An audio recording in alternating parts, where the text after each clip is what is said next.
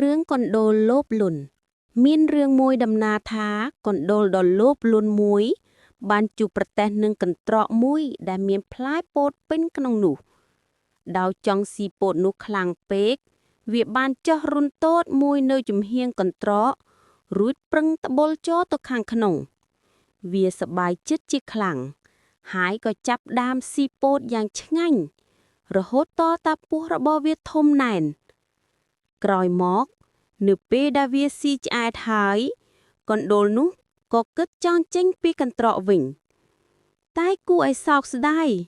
វាមិនអាចចេញរួចទេដោយសារពោះរបស់វាធំជាងរន្ធដែលវាបានចោះចូលទៅវារើបំរាស់យ៉ាងណាក៏នៅតែមិនរួចពេលនោះទន្សាយមួយក្បាលបានលោតមកដល់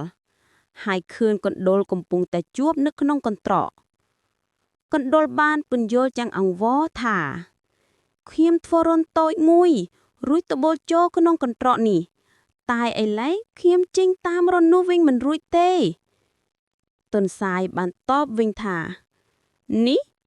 ក៏ព្រោះតែឯងស៊ីច្រើនពេកឯងត្រូវរង់ចាំទាល់តែពួកឯងស្រកចុះតាណាពោលរួចទន្សាយក៏សាចហើយលោតចេញពីទីនោះទៅកណ្ដូលបានដេកលក់ក្នុងកន្ត្រកនោះទាំងសោកស្ដាយវាគិតថាចាំចេញទៅក្រៅនៅថ្ងៃស្អែកក៏បានដែរតែជាអកុសលពេលយប់ជ្រៅម្ចាស់កន្ត្រកដែលជាកសិករម្នាក់បានធំក្លិនកណ្ដោនៅខំកន្ត្រក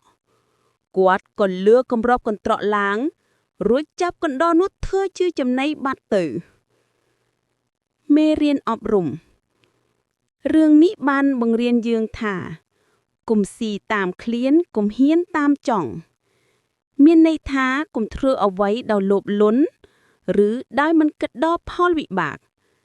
ការមិនចេះល្មមនិងការលោភលន់ហួសហេតុអាចនាំមកនូវគ្រោះថ្នាក់ដល់ខ្លួនឯងនៅពេលក្រោយ